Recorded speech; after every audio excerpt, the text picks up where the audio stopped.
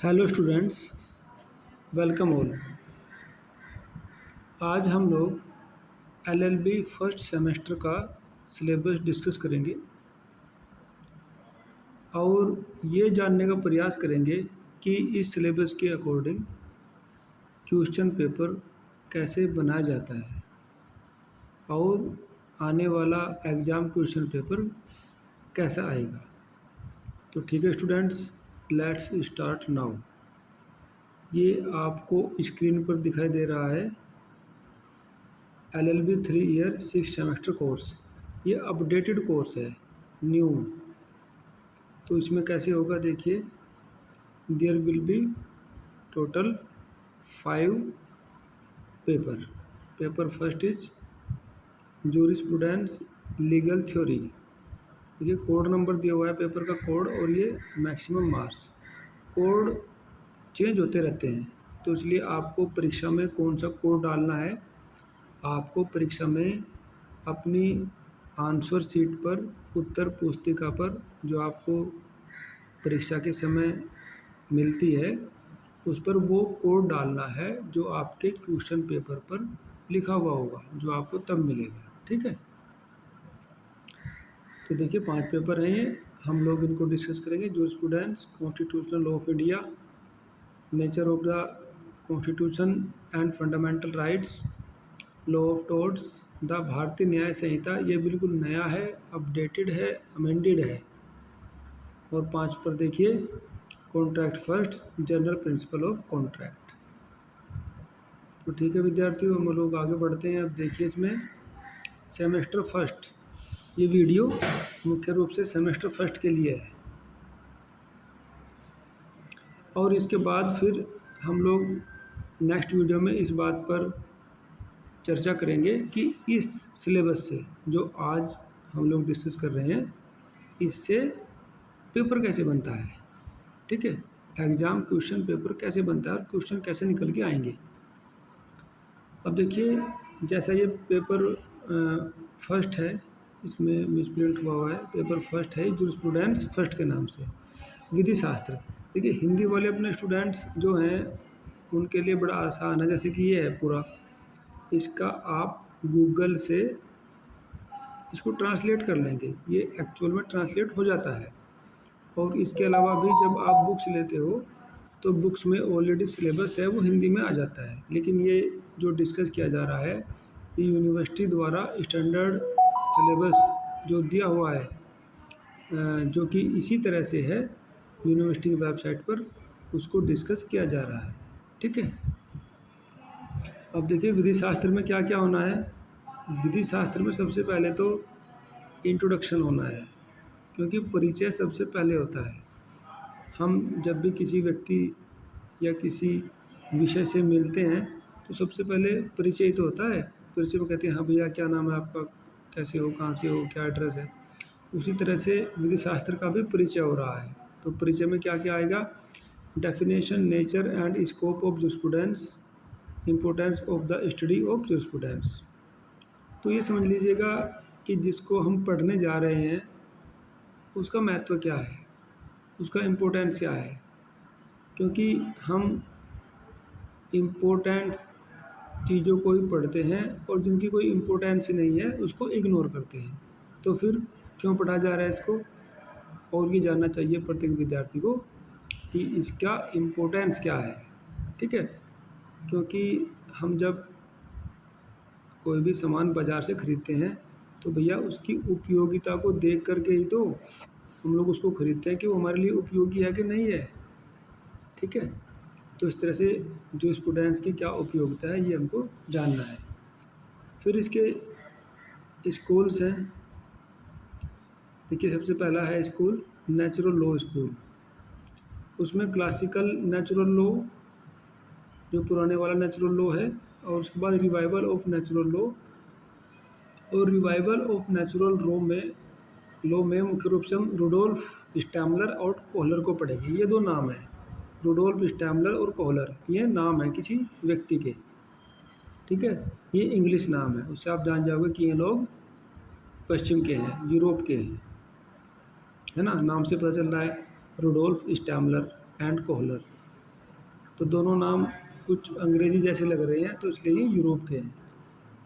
तो इससे आप समझ गए कि हम यूरोप का जो विधि शास्त्र है उसको पढ़ने जा रहे हैं, क्योंकि वो विधि शास्त्र ही आधुनिक काल में चल रहा है। और क्योंकि हम मॉडर्न एज के हिसाब से पढ़ रहे हैं, तो मॉडर्न में क्या चल रहा है उसको पढ़ेंगे। पास्ट में क्या हुआ है वो एक अलग विचार है जो LLM लेवल का होता है, वो बाद की कक्षाओं में आएगा। फिलहाल तो ये पश्चिम वाला विधि शास्त्र ही पढ़ाया जाएगा, ठीक है। फिर एनालिटिकल स्कूल में कौन कौन से विधि शास्त्री हैं उनको पढ़ेंगे हम, क्या क्या उनके विचार हैं। John Austin, Hans Kelsen and H L Hart. Historical school में Friedrich Carl von Savigny, sir Henry Sumner Maine, दो ही तो हैं बस, ये केवल दो को पढ़ेंगे। और फिर सोशोलॉजिकल स्कूल में हम लोग पढ़ेंगे किस किस को, उनका नाम देखिएगा। Background and characteristics, Roscoe Pound, Leon Duguit, ये हो गए, तीन है ये।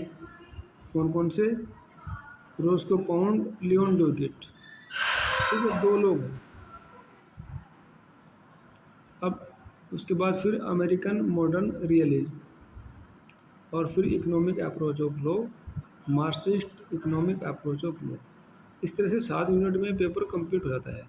अब देखिए, देखने में बड़ा ये छोटा लग रहा है, लेकिन इससे क्वेश्चन कैसे बन के आएंगे और क्या क्या क्वेश्चन आए हुए हैं परीक्षाओं में, वो हम लोग नेक्स्ट वीडियो में उसको डिस्कस करेंगे। ये कुछ किताबें हैं,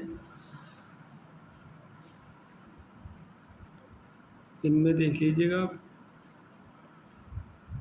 बोडेन हाइमर की जूरिस्प्रूडेंस, फ्रीडमैन का law in changing society, Lloyd introduction of jurisprudence, VD Mahajan jurisprudence, pattern और सामंड। देखिए, इन किताबों को लेने की और इतना डीप जाने की अभी आवश्यकता इसलिए नहीं है क्योंकि अभी आपको जो बुक्स मिली हैं उनसे ही होमवर्क आप कीजिएगा और उनमें से ही क्वेश्चन कैसे बन रहे हैं ये पता चलेगा। अब अगर इतना डीप में जाएंगे तो परीक्षा की तैयारी नहीं हो पाएगी, ठीक है। अगर आप चाहें तो पढ़ सकते हैं, बट एग्ज़ाम के पॉइंट ऑफ व्यू से जो आपने किताबें अब तक खरीदी हैं वो सफिशिएंट रहेंगी। चलिए,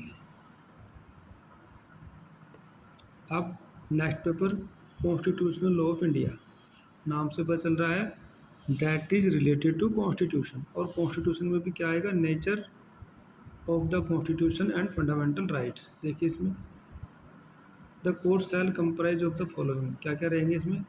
nature of the Indian constitution, special emphasis shall be placed on federal structure and form of government, ठीक है। तो हमारे जो संविधान की प्रकृति कैसी है, वो एकात्मक है कि संघात्मक है, यूनिटरी है, फेडरल है, ये तो पहले क्वेश्चन है बुक में जो आपके पास है वो यूनिक वाली। अब सिलेबस में इस तरह से है, form of the government, second पे प्रीएम्बल ऑफ द कॉन्स्टिट्यूशन, फिर फंडामेंटल राइट्स, उसमें कौन कौन से राइट्स रहेंगे जनरल में, scheme of fundamental rights, who can claim fundamental rights, against whom fundamental rights are available, suspension of fundamental rights.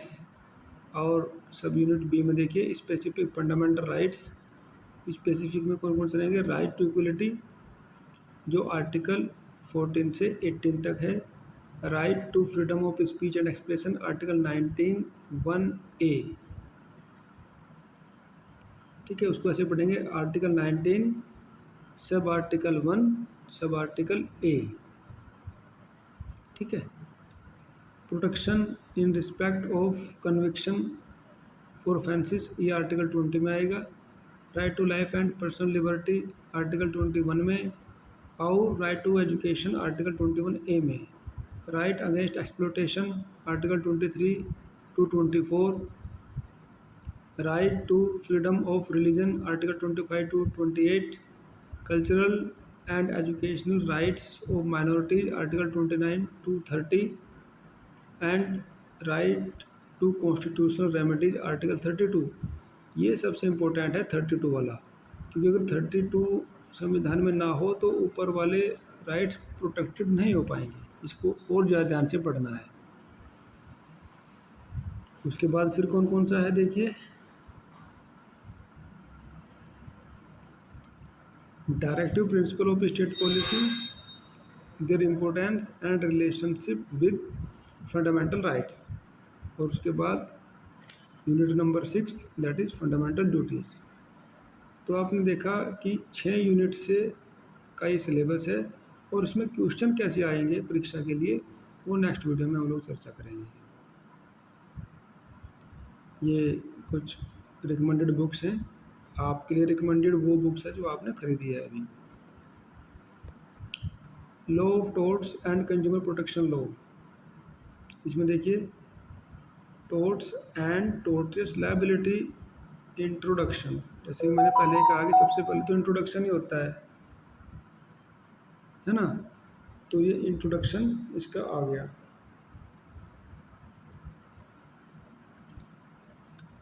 Introduction में देखिए क्या रहेगा, definition, nature and characteristics of torts, यानी कि टोर्ट्स का इंट्रोडक्शन हो रहा है ये, टोर्ट्स का, अपकृत्य का, अपकृत्य होता क्या है आखिरकार।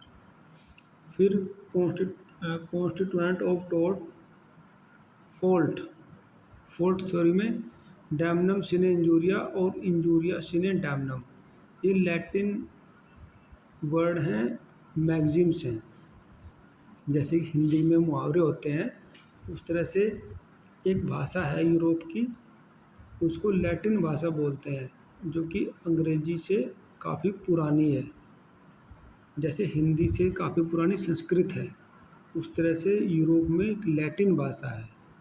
लैटिन भाषा से यूरोप की ज़्यादातर भाषाएं निकली हैं, जैसे कि अंग्रेजी, French, German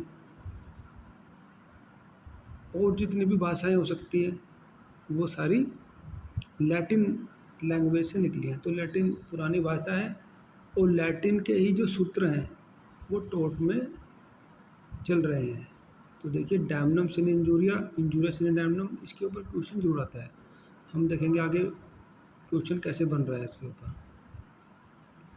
mental element, malice, negligence, motive, who may sue and who may not be sued, strict and absolute liability, justification in tort, voluntary not fit injuria, necessity, inevitable accident and act of God, statutory authority, liability for torts committed by others, vicarious liability, liability of the state, doctrine of sovereign immunity, joint tort features.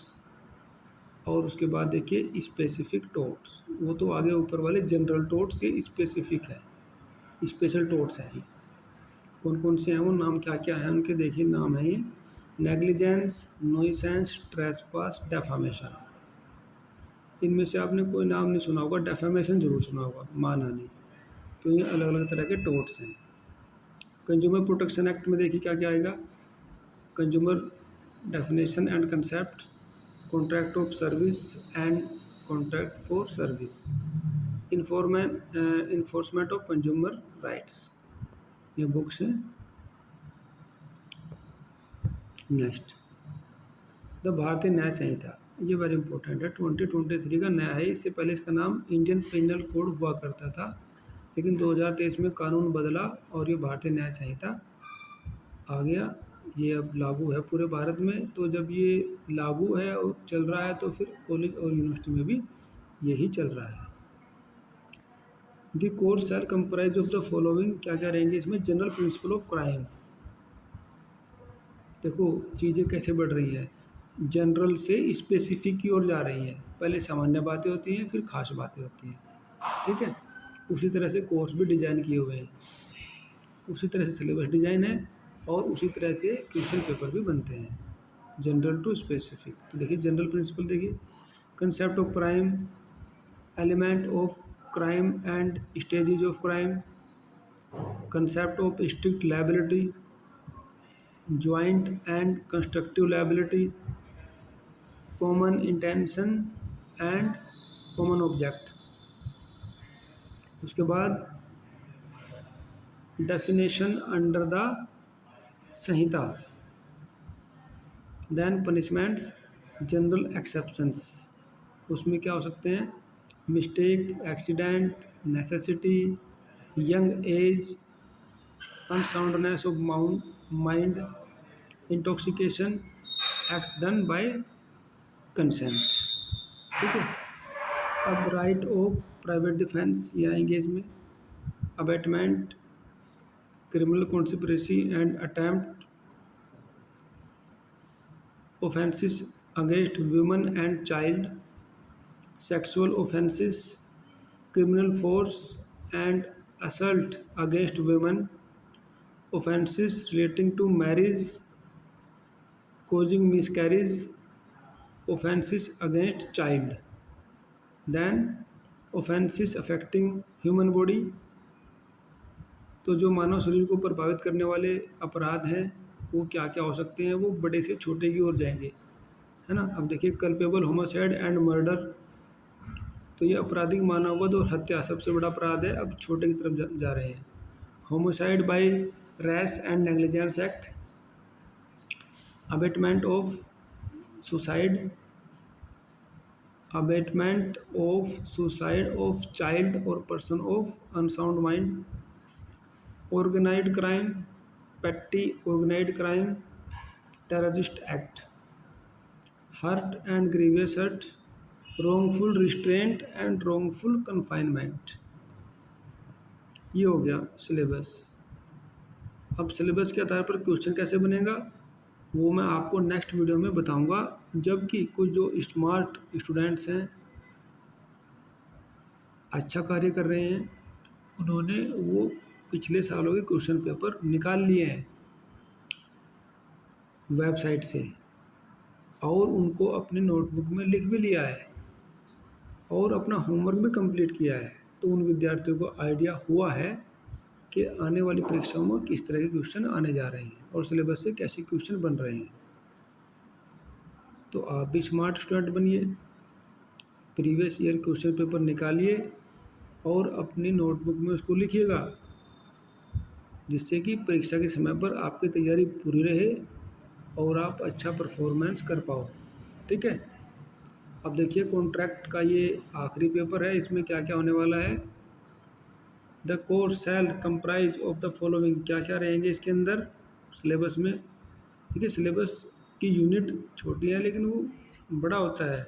अब syllabus को question में भी तो convert करना होता है ना, तो आखिरकार आपको तो वहाँ पे एग्ज़ाम में क्वेश्चन ही मिलेंगे करने के लिए।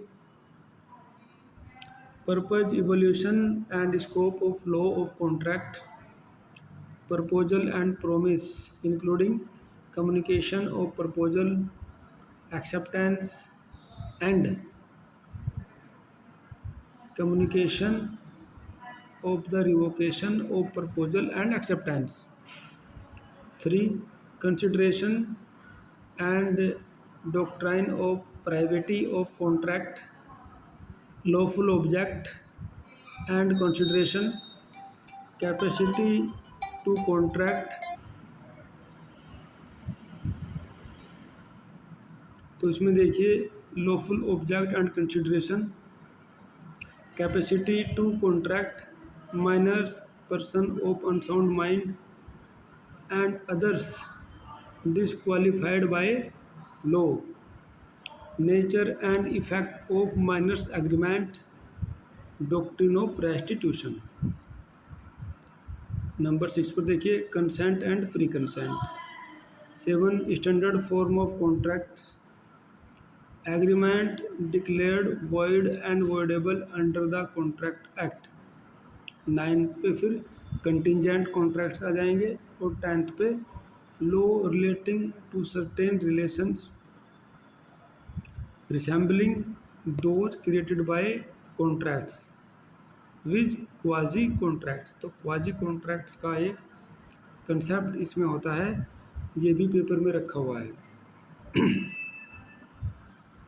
Discharge of contract with special reference to the doctrine of frustration.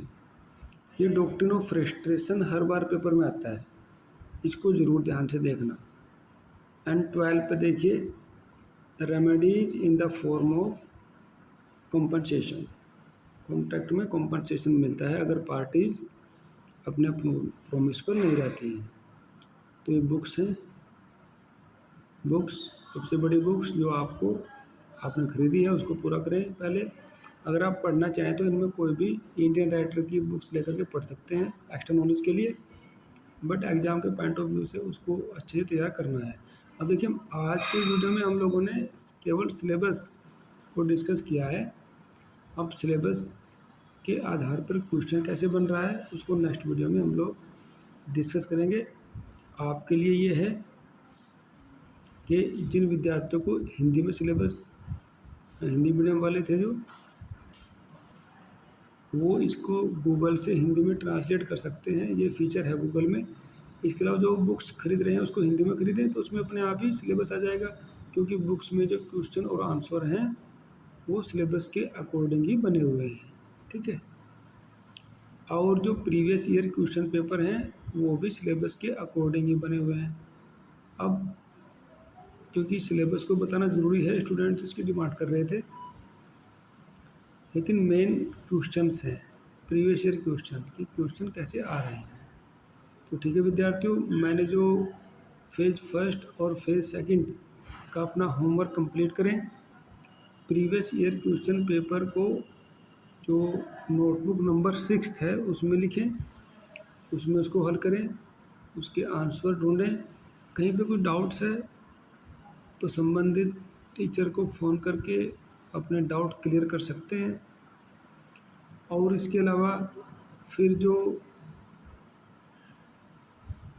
हमारे थर्ड फेज़ का होमवर्क बच जाता है, जैसे ही सेकंड फेज़ के होमवर्क के डाउट क्लियरिंग सेशन पूरे हो जाएंगे जो शेड्यूल जारी किया हुआ है, उसके बाद फिर थर्ड फेज़ का होमवर्क कंप्लीट करने के बाद कोर्स कंप्लीट हो जाएगा और फिर रिवीजन करके एग्ज़ाम के लिए तैयार रहना है। तो ठीक है विद्यार्थियों, आप लोगों ने बड़े धैर्य से इस वीडियो को सुना, इसके लिए आपका बहुत बहुत धन्यवाद। Thank you very much.